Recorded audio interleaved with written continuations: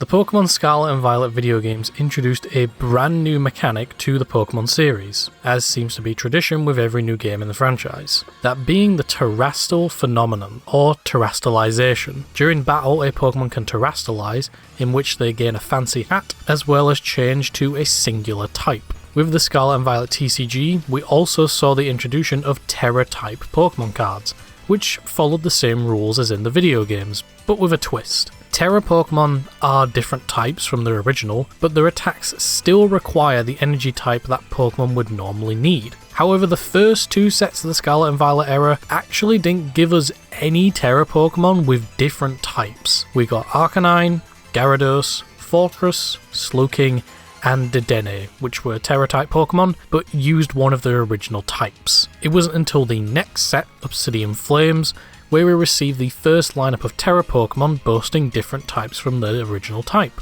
Those Pokemon being Ice-Q, Tyranitar, Vespiquen, and the one most people are probably familiar with, Charizard. These Pokemon still required their normal energy type for their attacks, but were a completely different type. Tera Pokemon also all have a very unique ability, saying that while they are on the bench, they don't take any damage from attacks used by you or your opponent, meaning that your opponent can't use any bench sniping Pokemon to attack your benched Tera Pokemon. They can only take damage while in the active spot. Of course, this doesn't stop damage counters from being placed, but the ability is still very strong. With the second Scarlet and Violet DLC, the Indigo Disc, we received a new Tera Type, that being the Stellar Type. Pokemon with this type don't technically change type when they Terastalize, but they gain a boost in power, and when they use a Stellar type attack, it will deal super effective damage against any Terastalized Pokemon. Stellar Pokemon will soon be making their debut into the Pokemon TCG with our next mainline set, Stellar Crown. However, they aren't really going to be much different from the Tera Pokemon we already have in the game. The only main difference being that they all require multiple different energy types for one of their attacks. Very reminiscent of Crystal Pokemon from the E series of sets. In this video we will be taking a look at all of the Stellar Pokemon we will be receiving in this upcoming set, as well as a couple of new support cards for Tera Pokemon in general. Starting off with the main flagship of the second DLC, and the cause of the terrestrial phenomena, Terapagos EX, a 230 HP Tera colourless type Pokemon with 2 attacks. Its first attack requires 2 colourless energy and reads, if you go second, you can't use this attack during your first turn. This attack does 30 damage for each of your benched Pokemon. A cost of 2 colourless is very easy to fulfill, especially with cards such as Double Turbo Energy.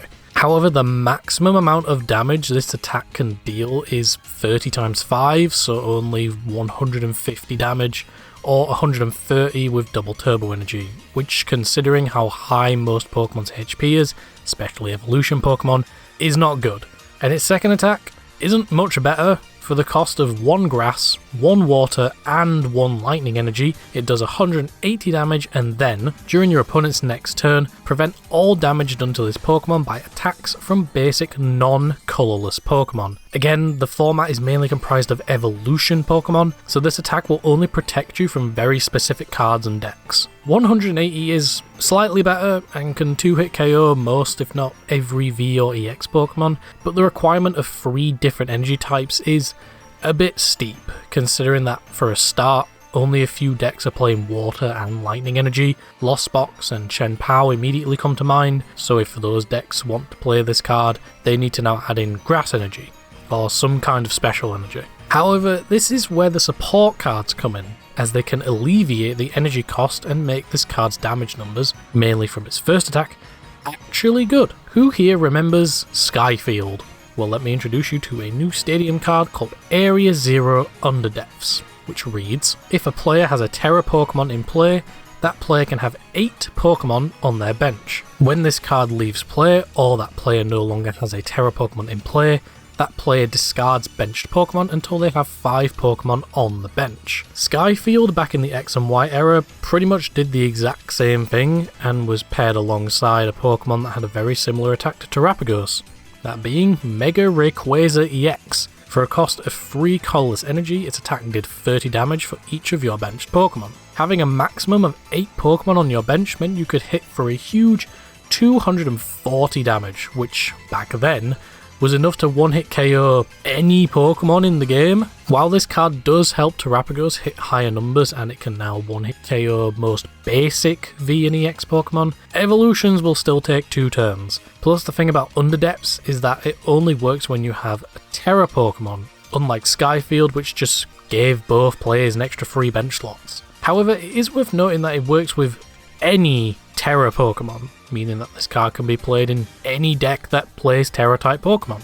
Charizard, Dragapult, Raging Bolt because they played Teal Mask Ogapon. Those decks can now have 8 benched Pokemon as long as this card is in play. While this card helps with the damage output of Terapagos, what about the energy cost? Well, we will be receiving quite a few cards in the next set that will not only just help Stellar Pokemon, but decks in general with energy cost and acceleration. The first one being Mirage Gate, but as a support card. That card being Crispin, which reads, search your deck for up to 2 basic energy cards of different types, reveal them and put one of them into your hand, attach the other energy to one of your Pokemon. This card doesn't just help the new Stellar Pokemon, but decks that play multiple energy types. Or if you don't play multiple energy types, you can just resolve one of the effects, because the card says you can search up to 2, so you could just search 1 energy and attach it to a Pokemon, acting as a generic form of energy acceleration. Another new card that will help the energy issue is a new A-Spec tool card, named Sparkling Crystal, which reads, the attack cost of the Tera Pokemon this card is attached to is reduced by 1 of any type of energy. Again, this doesn't just help Stellar Pokemon, taking away 1 of its needed energy for the attack cost, but it also just helps Tera Pokemon in general. Cards such as Dragapult and Charizard EX can now use their attacks for 1 energy, which is incredibly powerful, even more so when those decks naturally play the support card Arven, which can grab Sparkling Crystal straight from the deck since it's a tool card. There is also another form of energy acceleration and also recovery, named Glass Trumpet, which reads, you can only play this card if you have a Tera Pokemon in play. Choose up to 2 of your benched colourless Pokemon and attach a basic energy from your discard pile to each of them. The only downside with this card is that it only attaches to colourless Pokemon, which Terapagos is, but as we will soon see, the other Stellar Pokemon aren't colourless type, so this card is only good in colourless decks. Plus, you need to control a Tera Pokemon in order to even use it, so I'm not exactly sure what decks this could be played in. It is good, but the fact that it recycles energy only onto colourless Pokemon makes it a bit limited with its uses. With all of the support cards taken care of, let's take a look at the other 3 Stellar Pokemon we will be receiving in Stellar Crown. Next up is Lapras EX, 220 HP Water Tera Pokemon with 2 attacks. Starting off with its second attack, costing a Water, a Psychic, and a Metal energy, it reads, look at the top 20 cards of your deck and attach any number of energy cards you find there to your Pokemon in any way you like. Now hear me out. This may seem ridiculous and completely broken, especially considering its first attack. For a single water energy does 40 damage times the number of energy attached to Lapras, so you could load it up with tons of energy and deal insane amounts of damage.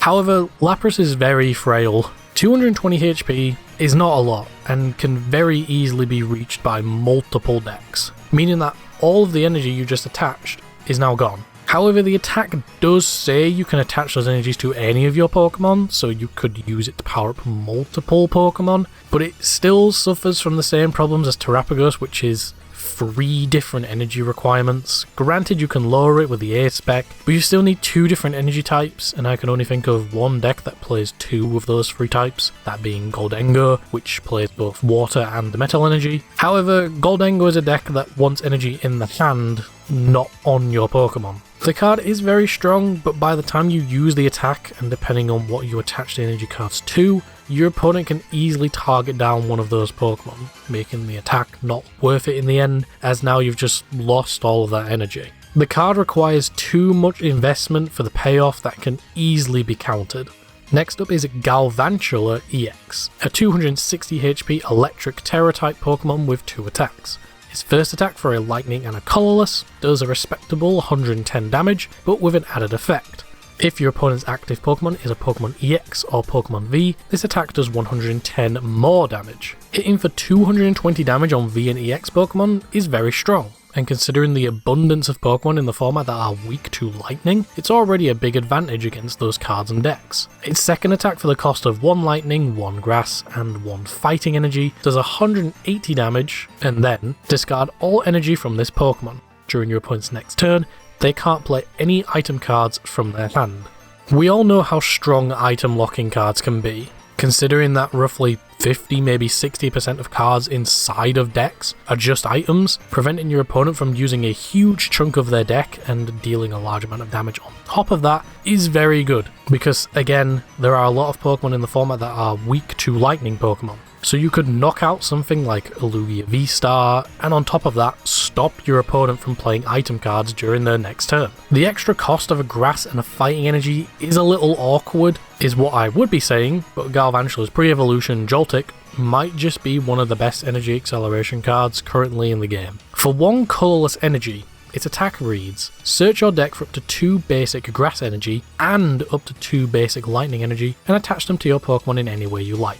For the cost of 1 energy, you get to accelerate 4 energy from the deck. Granted, they have to be 2 lightning and 2 grass, but even then, that's still really strong. You can attach 1 of each to your overbench Joltiks, so now you can evolve them into 2 Galvantulas and they're ready to attack. Joltik can also work well in something like Raging Bolt, since it needs lightning energy for its attack, and the deck plays Teal Mask Ogapon, which could also see play alongside Galvantula. This card is very strong, and given the plethora of other lightning support cards we already have in the game, this card could see some meta relevance upon release. And last but not least, we have Cinderace EX, a 320 HP Fire Tera Pokemon with 2 attacks. Its first attack, for 1 fire and 2 colorless, does a huge 280 damage. However, the attack can't be used next turn, which isn't even a downside because Cinderace EX has no retreat cost. So you can hit something for 280, maybe even more if you have a tool card, but even then 280 will 9 times out of 10 KO pretty much any Pokemon in the game unless it's an Evolution EX. And then next turn you can just retreat it into another one, or a different Pokemon altogether. Its second attack, for 1 fire, 1 fighting and 1 darkness energy, reads, this attack does 180 damage to one of your opponent's Pokemon. Honestly, 180 damage for 3 different energy types is not worth it, considering the first attack is much easier to power up and does more damage on top of that. Even with the Crystal Tool card, it's not worth the payoff, considering that now its first attack is 2 energy for 280 damage. Also, since it's a stage 2 Pokemon, Neo Upper Energy can help nullify some of the energy requirements, which means that theoretically you could use the second attack because you get rid of the fighting and the darkness energy, meaning you just need to attach fire now, but it's an A-spec card so you can only play 1 copy of it. Obviously you can't play both Neo Up Energy and Sparkling Crystal together since they're both A-spec cards, but it does mean you have multiple options to consider when building the deck. This card alongside Galvantula EX are, in my opinion, probably the best Stellar Pokemon EX out of the 4. This card can deal a lot of damage for a very easy to fulfill energy cost, and even though it can't attack back-to-back turns, it has free retreat, so that downside pretty much doesn't exist. Charizard could be a good partner with its Infernal Rain ability, Pidgeot with its Quick Search ability, and it also has free retreat. While I don't see this card replacing Charizard, it's still a very strong fire type that, with the right support and tools, could be very devastating and difficult to deal with. So here is a little update. Within the last few days, we saw the reveal of 2 more Stellar Pokemon, those being Sylveon EX and Celerouge EX, which are being released as pre-constructed decks over in Japan at the end of August. A screenshot from the advert even shows off 2 new A-spec cards as well as what looks like a Terra Ball item card. However, the picture quality isn't the best, so it's hard to make out exactly what the cards say.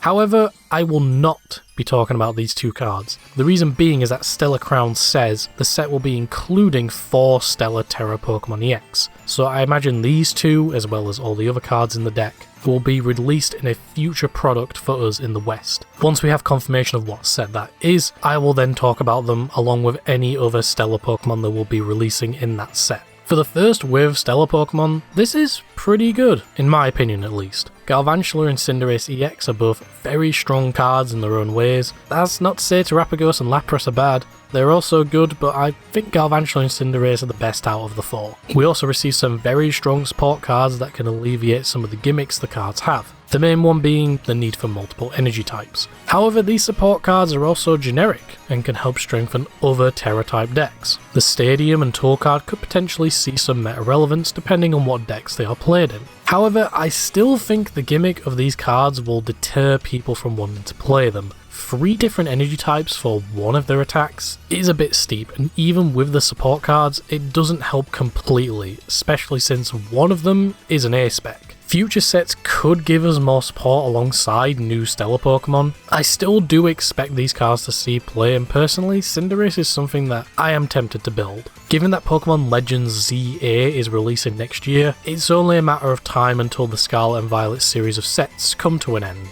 and Stellar Pokemon will be leaving the spotlight alongside, but they might as well shine while they have the chance. That was probably the cringiest outro I've ever written.